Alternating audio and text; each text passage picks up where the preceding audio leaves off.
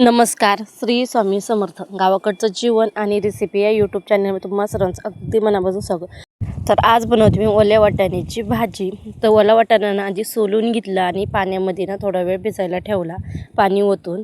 आणि त्यानंतर मी 3 कांदे घेतलेत, 1 टोमॅटो, कोथिंबीर, खोबरं चिरून घेतलं आहे, लसूण, आल्याचा तुकडा आणि लसणाची पात घेतलेली आहे मी हिरवीगार. आणि आता मी कांदा, टमाटर, कोथिंबीर बारीक चिरून घेणार आहे.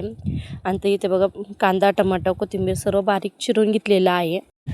खोबरं, लसूण, आल्याचा तुकडा हे सर्व असं मी तेलामध्ये तळून घेतलेलं आहे. गार होते तोपर्यंत आणि इथे टमाटर भाजीला चिरलं तसे तिला खायचं, तिला मला भाजीतलं नको, तुला मी चिरून देते घे.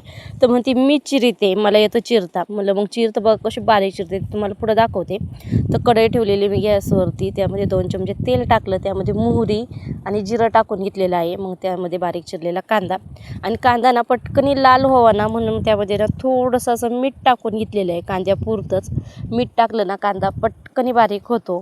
तर कांदा छान असा लालसर बारीक करून खायचे ना तुला कांदा, मग एवढा हे सोड खात असत.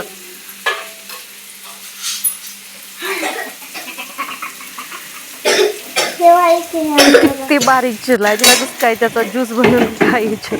आणि म्हणलं बघ आता वाटून घ्यावा.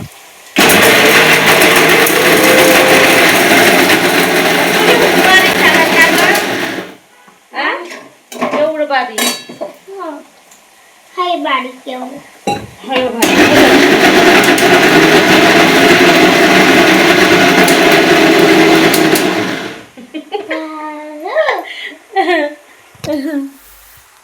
एवढा बारीक कांदा चिरलाय बाईनी. टमाटर पच्चावदा केलाय मी, मिक्सरला बारीक करून डायरेक्ट खा ना. बघ केवढं बारीक केलाय. चवलीटी घेतली ना, त्याला खायचे बाई.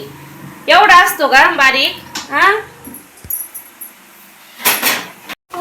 कांदा छान लाल झाला, त्याच्यामध्ये टमाटर टाकून छान मोठं शिजून घ्यायचा.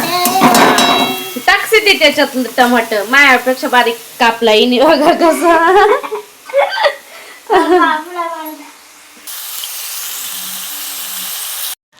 टमाटा छान असा तेल सुटतो परतून घेतलेला आहे आणि मऊ सुद्धा झालेला आहे. तर त्यामध्ये आता मी वाटलेलं टाकून घेत आहे आणि छान असं त्याला पण 1 मिनिटचं तेल सुटतो परतून घ्यायचं आहे. तर परतून घेत आहे. आणि त्यानंतर मग घरातलं जो अवेलेबल मसाला आहे तोच टाकून घेतलेला आहे मी.